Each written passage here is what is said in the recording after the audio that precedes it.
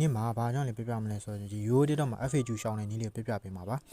အဲ့တော့ရိုးတစ်တဲ့ FAQ ရှောင်းနည်းဆိုတော့ကျွန်တော်လုပ်ခဲ့သမျှကိုဘယ်လိုလုပ်ခဲ့တယ်ဆိုအစားဆုံးလေးပြပြပေးမှာပါနော်အဲ့တော့ဗီဒီယိုကတော့ maybe ရှေ့ကောင်းရှေ့လိမ့်မယ်တခြားလေးကြည့်ပါအစားလောက်လေးကြည့်ပြီးတော့တဝက်လောက်လေးကြောကြည့်ပြီးတော့ဒါမရဘူးလို့ကိုယ်မလုပ်မရဘူးလို့ဆိုတော့မဖြစ်ရလေအောင်တခြားလေးကြည့်ပေးပါဟုတ်ပြီအဲ့တော့ TikTok Universe လည်း Message ဖုန်းထဲမှာရှိပြီနောက်ရှိပြီအဲ့တော့ .vpn လည်းရှိပြီဆိုလို့ရှင်ဘယ်လိုလုပ်ရမလဲပေါ့နော်အဲ့ဒါဆိုလို့ရှင်ကျွန်တော်ပြပြမယ်အဲ့တော့တချို့လူတွေကတော့ TikTok Universe ကို down ပြီးကိုယ့်အကောင့်ဝင်လိုက်တာနဲ့ချက်ချင်းFAQ ဘိုင်းဘက်ဖြစ်တယ်ပေါ့နော် FAQ ဘိုင်းဘက်ဖြစ်တယ်ဘယ်လိုဖြစ်တုံးဆိုတော့ဒီ P နဲ့ကတော့လုံးဝမရပါဘူးပေါ့နော် Siphon လုံးဝ Siphon နဲ့ကျွန်တော်စမ်းပြီးပါပြီလုံးဝမရပါဘူးเนาะလုံးဝမရပါဘူးအဲ့တော့ဒီကောင် .vpn ကိုပဲတုံးပါပေါ့နော် .vpn ချိန်နည်းလဲကျွန်တော်ပြောပြပေးမှာပေါ့ဟုတ်ပြီအဲ့ဒါဆိုရင်ကျွန်တော်တို့တချို့အဲ့လိုပေါ့နော်ဒီ TikTok Universal တဲ့ကိုဝင်လိုက်တာနဲ့အကောင့်မလွတ်တဲ့သူတွေကဘယ်လိုလုပ်မလဲအဲ့ဒါဆိုရင်တော့လွယ်ပါတယ်ကျွန်တော်တို့ဒီထုံးစံတိုင်းပေါ့နော်ကျွန်တော်တို့ဆရာ VMOS ပေါ့နော် VMOS ကိုတုံးပါပေါ့နော်အဲ့တော့မိတ်ဆွေတို့က VMOS Pro ပဲတုံးရိုးရိုးပဲglobal ဝက်သုံးပေါ့နော်အဲ့တော့ဒီ VMware ထဲမှာဒီ TikTok Universal import လုပ်ပြီးတော့ဒီထဲမှာအကောင့်မွေးထားမှာဖြစ်ပါတယ်ကျွန်တော်ကတော့မညာပိုင်းပြောမညာပိုင်းနဲ့ပြောရမယ်ဆိုတော့လုံးဝချက်ချင်း FAQ လွတ်ခဲ့တဲ့ထဲမပါပါဘူးပေါ့နော်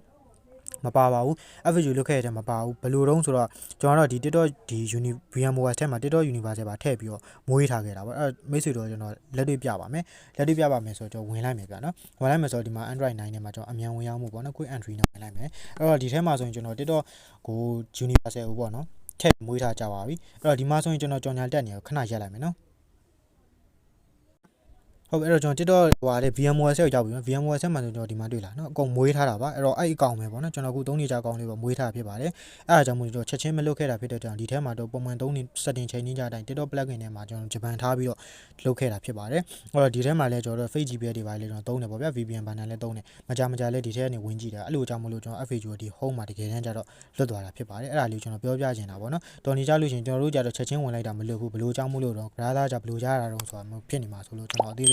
တ်ပြပေးတာဖြစ်ပါတယ်အဲ့ဆိုရင်ကျွန်တော် .vpn ရင်လုံးချိန်လိုက်မယ်နော်အဲ့တော့ကျွန်တော်စမ်းပြီးပါပြီအချိန်စမ်းပြီးပြီဘယ်လိုတုံးဆိုတော့ဒီ Siphon နဲ့လုံးဝမရဘူးနော် .net ပဲသုံးပါ .vpn လည်းကျွန်တော်အမှ channel မှာလင်ပေးထားတယ်အဲ့ဒါနေသွားထားအောင်ပေါ့နော် okay ဒီမှာဆိုရင်ကျွန်တော်ဒီမှာခဏစောင့်လိုက်ဒီမှာ region တွေ့လား high priority region ဆိုတဲ့နေရာမှာကျွန်တော်ဂျပန်ကိုထားပါနော် dismiss နှိပ်လိုက်ပြီးတော့ဒီမှာ auto connect နှိပ်လိုက်ပါနော်အမေကြော်ညာလေးတော့ခဏတက်တယ်ဒါလေးခဏစောင့်မယ်လေရန်ကြီးကြာတဲ့ထဲတော့မပါဘူးပေါ့နော်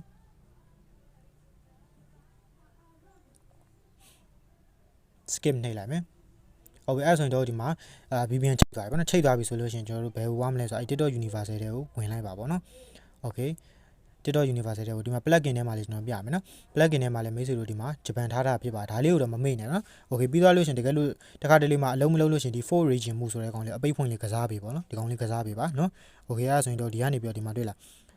ဒီမှာကျွန်တော်ပြမယ်ဒီနားမှာ floating လေးနဲ့ဒီကောင်လေးတွေTikTok ကိုသွားတဲ့ဟာတချို့လူတွေじゃဒီအထက်နားမှာပါလိမ့်မယ်နော်အဲ့ကောင်လေးနှိပ်ပြီးဝင်လိုက်ပါTikTok Universal တွေကိုဝင်သွားလိမ့်မယ်ဗျ okay အဲ့တော့ TikTok Universal တွေရောက်ပြီဆိုတော့ကျွန်တော်လက်တွေ့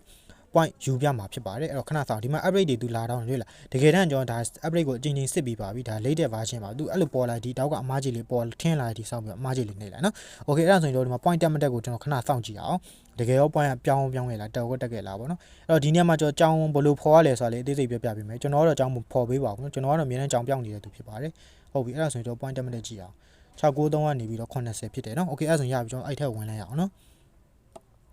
နော်ဒါအသေးစိတ်ပါပဲပေါ့နော်ဒီကကျွန်တော်အသေးစိတ်ပြပြဖြစ်ပါတယ်ဒီမှာ okay အဲ့ဆိုကျွန်တော်ဒီမှာ claim ယူပြမယ်နော်ဒီမှာကျွန်တော်ဘာလို့ဆိုတော့ဒီမှာ claim 10ချိန်မှာနော် claim 10ချိန်ဖြစ်ပါတယ်အဲ့ဒါ claim 10ချိန်လို့ကျွန်တော်ယူလိုက်မယ်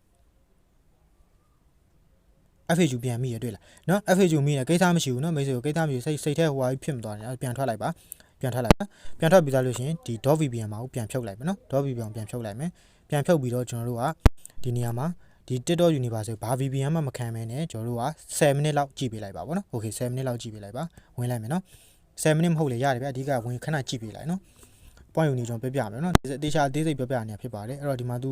ဟိုဖြစ်တယ်ဗျ auto score လေးနဲ့ဒီမှာ auto score လေးရတာဖြစ်တယ် auto score လေးနဲ့ဖွင့်ထားလိုက်ဘာမှခက်ခဲမရှိဘူးနော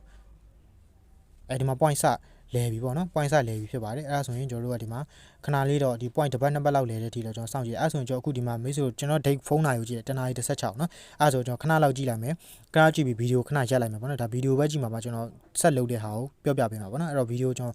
9မိနစ်လောက်10မိနစ်လောက်ပြီးကြည့်လိုက်မယ်ဗျဟုတ်ပြီအဲ့တော့ကျွန်တော်ဗီဒီယိုရှင်းနေမှာဆိုလို့ဒီလောက်ပဲကြည့်လိုက်တယ်ပေါ့နော်မိတ်ဆွေတို့ဒီမှာအချိန်ကြည့်လာပါတနားရီ18 okay ဟုတ်ပြီအဲ့ဒါဆိုရင်ကျွန်တော်ဒီမှာကြည့်နေရပေါ့နော်ကြည့်နေနေကျွန်တော် home နဲ့ထွက်လိုက်မယ်ဘာမှမလုပ်ဘူး home နဲ့ထွက်ပြီး .vpn ကိုအပြေးသွားချိန်ပါမယ်ကျွန်တော်ဖုန်းက run နဲ့လို့ reload ကြမလားမသိဘူးဗျာနော် record လည်းလုပ်နေဆိုတော့ဗျာချင်းပဲဒီမှာသူချိန်သွားလိမ့်မယ်ဗျာနော် okay